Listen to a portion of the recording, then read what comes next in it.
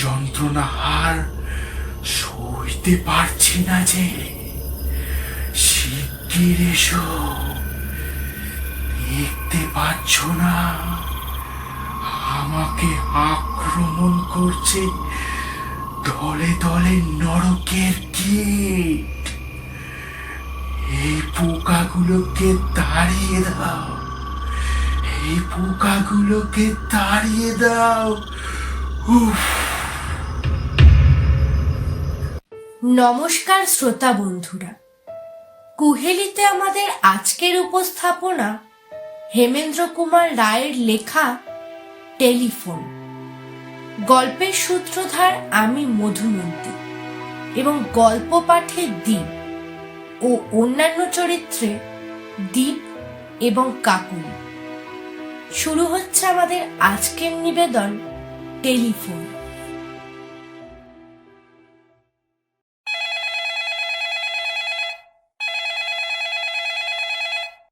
ছট করে ভেঙে গেল ঘুম। টেলিফোনের ঘন্টা। সঙ্গে সঙ্গে শুনলুম ঘরের দেওয়াল ঘড়িটা চিৎকার করছে, ঢং ঢং ঢং।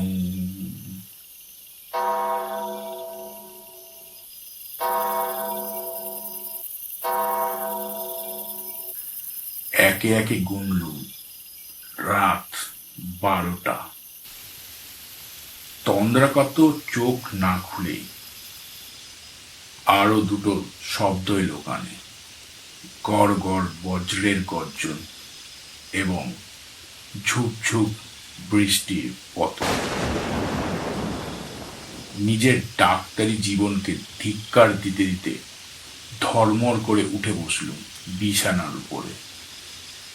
এই শরীরাত্ম দুপুর রাত্রি নিশ্চয়ই কোন রুগী। বিছানা ছেড়ে নেমে রিসিভারটা তুলে নিয়ে সাড়া দিলুম, হ্যালো ডাক্তার। হ্যাঁ ডাক্তার, ডাক্তার শিগগিরই আসুন, শিগগিরই। কোথায়? আমার বাসায়, 7 নম্বর সাতকড়ি সেন স্ট্রিট। অসুখটা কি? আমি এখনই মারা যাব।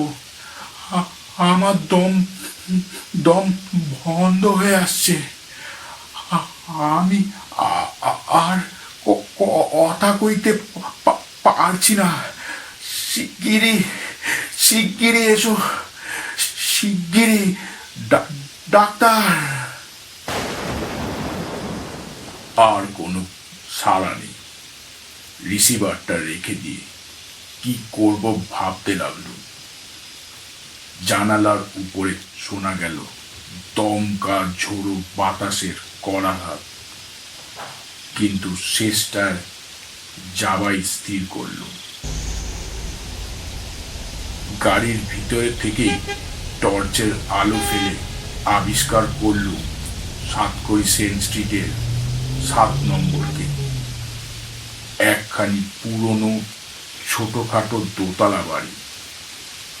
প্রত্যেক জানলা এমনকি সদর দরজা পর্যন্ত ভিতর থেকে বন্ধ। দরজার জানালার ফাঁক ফোঁক দিয়ে দেখা যাচ্ছে না একটি মাত্র আলোক রেখাও। এত রাত্রে ড্রাইভারের ঘুম ভাঙায়নি, নিজেই এসেছি গাড়ি জ্বালিয়ে। ব্যাগটা পাশ থেকে তুলে নিয়ে রাস্তায় গিয়ে নামলো। এ কি রাস্তা? না বেগবতী স্রোতস্বতী। কল কল করে ছুটন্ত জল ধাক্কা মারছে হাঁটুর উপর পর্যন্ত উঠে। যেদিকে তাকাই চিহ্ন নেই জনপ্রাণীর। এ যেন মানুষের পৃথিবী নয়। কেবল মানুষ কেন, পথচারী কুকুর, বিড়াল এবং রাত্রির পেচোক বাদুড়রাও যেন আজকের এই পৃথিবী ছেড়ে পলায়ন করেছে কোথাও, কেউ জানে না। কেবল দীপ্ত নেত্র গ্যাস পোস্টগুলো পায়ের তলায় নিজেদের অভাবিত প্রতিবিম্ব দেখে দাঁড়িয়ে আছে স্তম্ভিতের মতো। হু হু কি কনকনে ভিজে বাতাস, ঝমঝম ঝমঝম। ও বৃষ্টি না, নৈশ প্রেতিনীদের পায়ের মনের শব্দ। শীতে কাঁপতে কাঁপতে 7 নম্বর বাড়ির কাছে গিয়ে সদর দরজায় কড়া নাড়তে লাগলুম সজোরে। হঠাৎ খুলে গেল দরজাটা। বাড়ির ভিতরটাও অন্ধকার। কে দরজা খুলে দেখবার জন্য টর্চ ব্যবহার করলুম, কিন্তু কারুকেই আবিষ্কার করতে পারলুম না। ভাবলুম বোধহয় কোনো অন্তঃপুরিকা এসে দরজা খুলে দিয়ে তাড়াতাড়ি আবার ভিতরে চলে গিয়েছেন। কিন্তু কি মুশকিল, এরা ডাক্তারকে ডাক দিয়েছে অথচ বাড়ির ভিতরে একটা লণ্ঠন পর্যন্ত রাখেনি। অন্ধকারেই বাড়ির ভিতর 2-4 পা এগিয়ে গলা তুলে বিরক্তিভাবে বললুম, মানুষের চোখ অন্ধকারে চলে না, একটা আলো দেখাবার ব্যবস্থা করুন। ভিতর থেকে জবাব আসলো, আলো নেই, আলো দেখাবার লোকও নেই। টর্চ জেলে এগিয়ে আসুন, ডান দিকে সিঁড়ি, দোতলায় উঠে বাঁদিকে প্রথম ঘরে রোগীকে দেখতে পাবে। কে কথা কইছে, কোথা থেকে কথা কইছে? চারিদিকে টর্চের আলো ফেলতে লাগলো। সামনে দেখা গেল কেবল একটা সরু পথ, তার উপরে ছাদ, 2 পাশে 2 দেওয়ালে। কোথাও মানুষের ছায়া পর্যন্ত নেই। যে কথা কইল সে নিশ্চয়ই আমাকে দেখতে পেয়েছে, নইলে আমার টর্চের উল্লেখ করতো না। কিন্তু আমি তাকে দেখতে পারছি না কেন?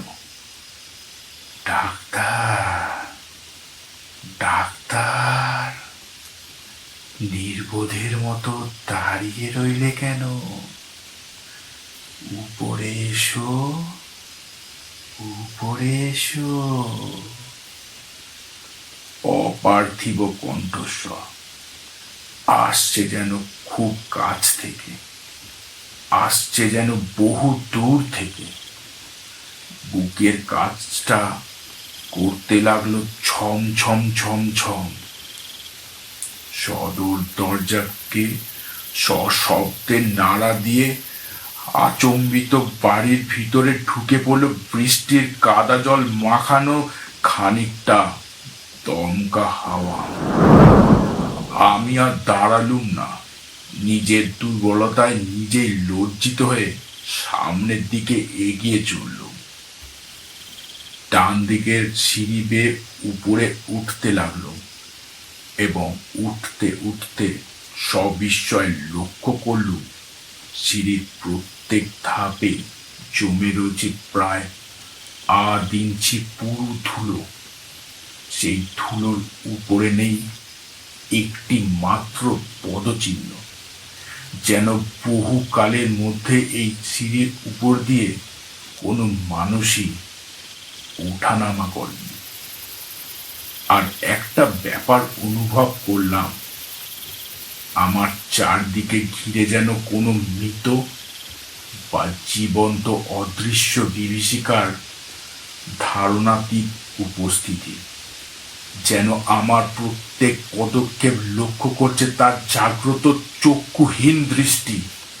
থেকে থেকে আমার গা এমন শিউরে শিউরে উঠতে লাগলো যে আবার থমকে দাঁড়িয়ে পড়ে ভাবতে লাগলুম, অতঃপর এই অস্বাভাবিক বাড়ি ত্যাগ করে আবার বাড়ির বাইরে বেরিয়ে যাওয়া উচিত কিনা। আবার কে যেন ব্যঙ্গের স্বরেই বলল, ডাক্তার, কত মরার হার নেড়েছে রে, রাতের পর রাত কাটিয়েছ, কত পচা গলা মরার দেহ কেটে কেটে ডাক্তারি পাস করেছ, তবু তুমি ভয় পাচ্ছ কেন? মনের ভাব লুকোবার জন্য জোর করে সিধে হয়ে দাঁড়িয়ে বললুম, আমি ভয় পাই না। কিন্তু তুমি কাঁপছো। ঠান্ডা হাওয়ায় আমার শীত করছে। কানে এলো একটা শুকনো চাপা বিশ্রী হাসির আওয়াজ।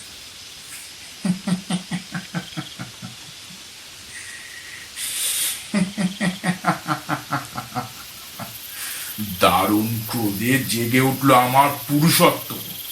বেশ চেঁচিয়ে বললুম, কারুর হাসি শোনবার জন্য আমি এখানে আসিনি, আমি এসেছি রোগী দেখতে।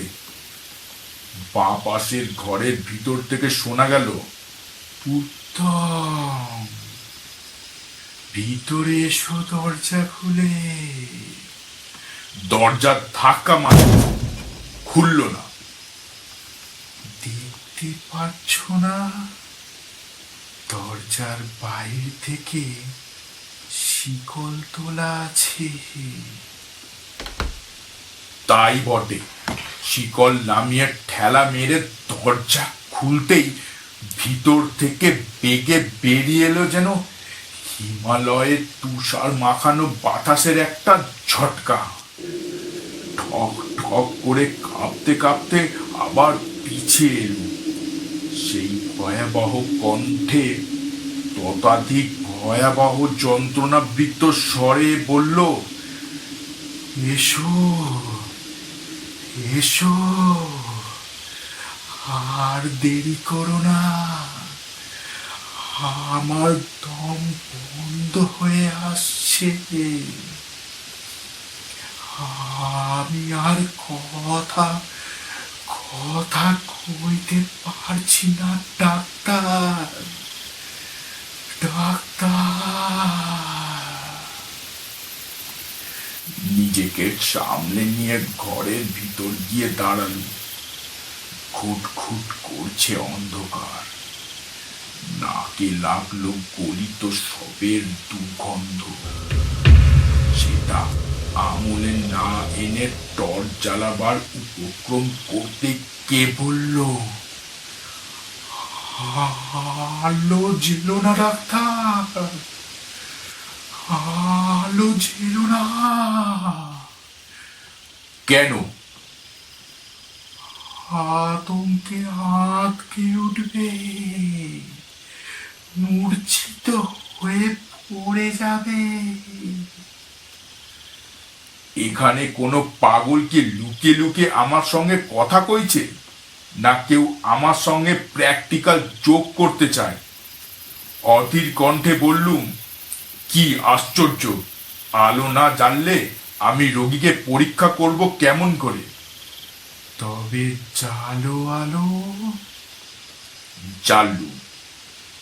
ময়লা চাদরে মোড়া বিছানার উপরে নিশ্চিষ্টভাবে পড়ে রয়েছে একটা সুদীর্ঘ দেহ। দেখলে বোঝা যায় সেটা অনেক দিনের পুরাতন মৃতদেহ, অথচ পচে বা গলে যায়নি। কিন্তু কি ভীষণ তার মুখমণ্ডল! ভুরু দুটো উঠে গিয়েছে কপালের অনেকটা উপরে, এবং দুই কোটরের মধ্যে চক্ষু দুটো যে কত নিচে তলিয়ে গেছে দেখতেই পাওয়া যায় না। এমন ভাবে সে মুখ ব্যর্থ দান করে আছে যে দেখলেই বুকটা ছ্যাদ করে ওঠে।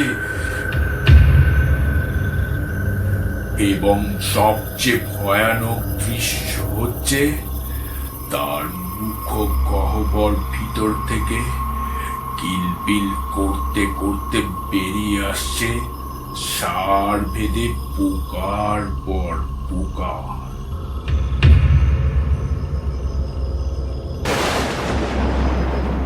স্তম্ভিত নেত্রে আড়ষ্ট হয়ে দাঁড়িয়ে রইলুম। হে ভগবান, এ কি আমার রোগী? ডাক্তার, ডাক্তার, এ যন্ত্রণা আর সইতে পারছি না যে। শিগগির এসো। দেখতে পাচ্ছ না আমাকে আক্রমণ করছে দলে দলে নরকের কীট। এই পোকাগুলোকে তাড়িয়ে দাও, এই পোকাগুলোকে তাড়িয়ে দাও। উফ, বেশ বুঝতে পারল সেই রোমাঞ্চকর অমানসিক কণ্ঠস্বরটা বেরিয়ে আসছে ওই হা করা মুখের বিবরের ভিতর থেকেই। এবং তার যে অদ্ভুত ব্যাপার এই যে মুখের ভিতর থেকেই কণ্ঠস্বর নির্গত হচ্ছে বটে, কিন্তু একটুও নড়ছে না মূর্তির ওষ্ঠাধর। স্তম্ভিত ভাবে ভিতর দিয়ে কেটে যেতে লাগলো মুহূর্তের পর মুহূর্ত। তারপর চোখের সামনে স্পষ্ট দেখলুম মৃতদেহটা টলমল করতে করতে উঠে বসছে আস্তে আস্তে। কিন্তু তার উঠে বসবার ভঙ্গি দেখলে মনে হয় যে যেন নিজে উঠে বসছে না, কেউ যেন তাকে ধরে ধরে তুলে বসিয়ে দেওয়ার চেষ্টা করছে। তার মাথাটা পড়েছে কাঁধের উপর লুটিয়ে, আর তার হাত দুটো করছে ঝলঝল ঝলঝল। কিন্তু যে তাকে তুলে বসাতে চায় সে কোথায়, সে কোথায়? সে যে একেবারেই অদৃশ্য। আচম্বিত মৃতদেহটার কাঁধের উপরে লটকে পড়া মুন্ডুটা ধীরে ধীরে সিধে হয়ে উঠল এবং ধীরে ধীরে আমার দিকে তার দৃষ্টিহীন চক্ষু কোটরের অনেক তলা থেকে চকচক করতে লাগলো, যেন দুটো রাঙা আঙুলের ফিনকি। হঠাৎ যেন একটা বিদ্যুৎ প্রবাহ কেটে গেল আমার সমস্ত আচ্ছন্ন ভাব। এক লাফে ঘরের ভেতর থেকে বেরিয়ে ক্রমে উঠি কি পড়ি এমন ভাবে সশব্দে নেমে এলুম নিচের দিকে, এবং সঙ্গে সঙ্গে পিছনে পিছনে ছুটে এলো সেই অলৌকিক কণ্ঠস্বর, ডাক্তার বাবু, ডাক্তার বাবু, ডাক্তার বাবু।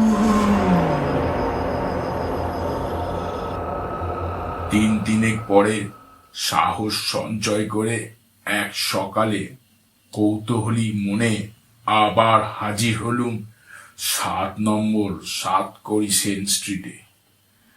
দেখলুম বাড়ির সদর দরজায় তালা দেওয়া এবং বাড়ির দেওয়ালে ঝুলছে ভাড়াপত্র। এই বাড়ির ভাড়া দেওয়া যাইবে। অবাক হয়ে ভাবছি, এমন সময় পিছন থেকে শুনলুম, ডাক্তার বাবু এখানে কেন?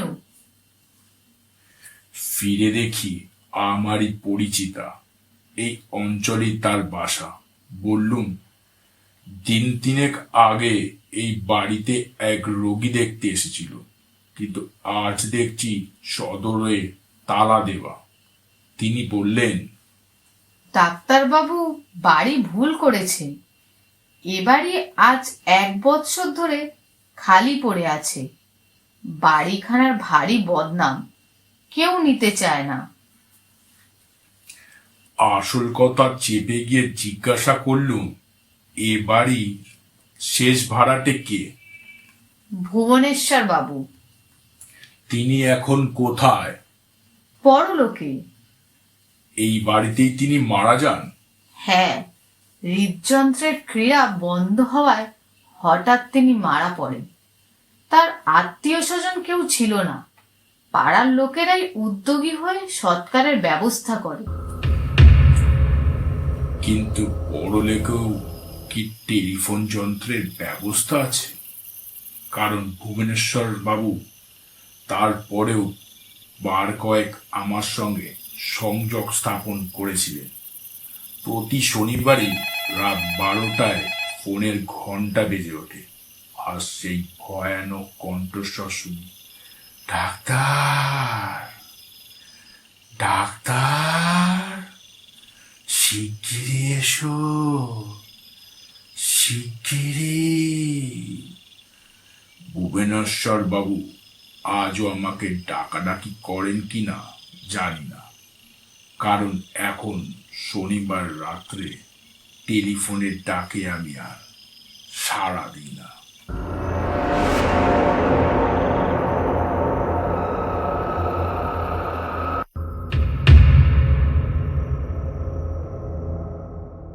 শুনছিলেন হেমেন্দ্র কুমার রায়ের লেখা টেলিফোন।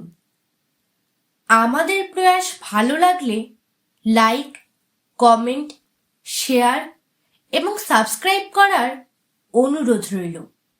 দেখা হচ্ছে আগামী শুক্রবার ঠিক রাত 8টায় নতুন গল্পের সাথে। ধন্যবাদ, ভালো থাকবেন।